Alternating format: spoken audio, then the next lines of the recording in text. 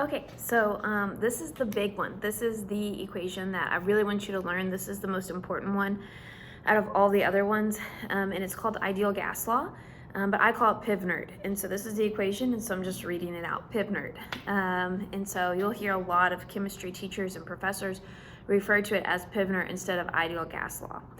So we're going to go through all the variables real fast before we start talking about what it is, but it's just a relationship of all those things reacting together, because typically everything's playing a factor and not everything's held constant. And so that being said, we have our P is pressure, V is volume, N is moles, R is a constant, it's going to be 0.821, and then we have T, which is temperature. And we went over these previously, but the units really matter because we have this R constant. And your R constant is going to be liters per atmosphere over, and then that's going to be moles Kelvin. And so to get units to cancel out, we have to make sure we're in all these. So pressure has to be in atmospheres, volume has to be in liters, N is moles, and then temperature has to be in Kelvin. Okay? So that being said, this is how we're going to work this problem. And all you're doing is reading, and then you're doing algebra. So the first example says, what pressure is exerted by 4.5 moles of a gas in a 198 liter container at a temperature of 8 degrees Celsius? So how we'd work this problem, so we're looking for pressure. It says what pressure, so we don't know pressure, okay? It tells us that we have 4.5 moles. Okay, it says it is a 198 liter vessel. And then it tells us we have 8 degrees Celsius. So remember, to get to Kelvin, we have to take our degrees Celsius plus 273. So when I do 273 plus 8, I'm going to get it to be 281. Okay, so we have all these different variables, and we're just going to plug in and solve. So I'm going to go over here. Pressure is what I'm looking for. So I'm going to write P.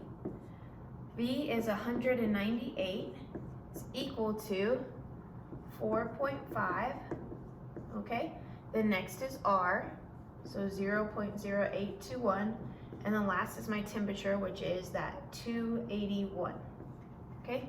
So then I'm plugging in and solving, so I'm just gonna multiply this side first and leave this side alone, okay? So I'm gonna take my calculator, and when I type in, I'm gonna take 4.5 times 0.0821 times 281, and I get it to be 103.82.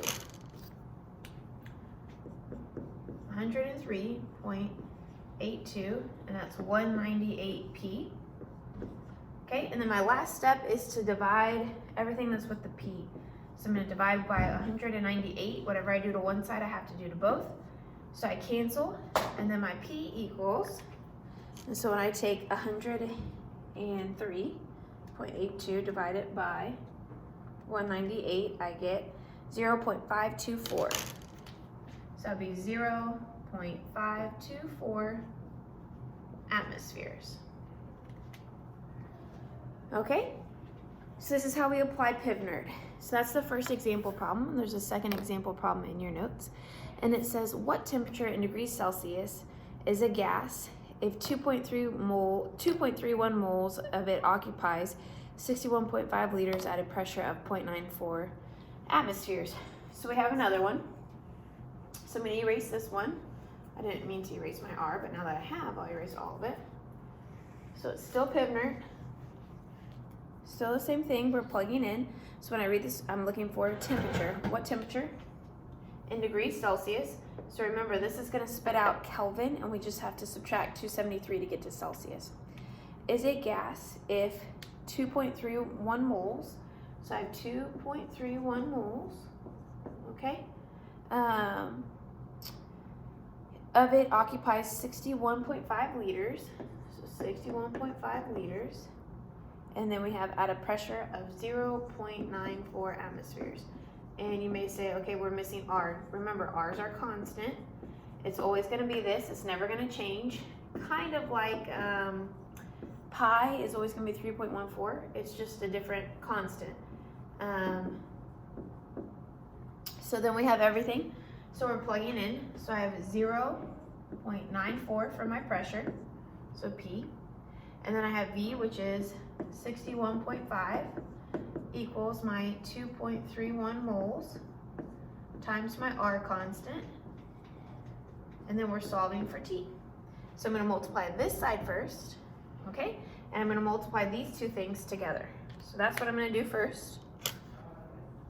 So 0.94 times 61.5 equals 57.81. Okay, and then 2.31 times 0.0821 equals 0.189.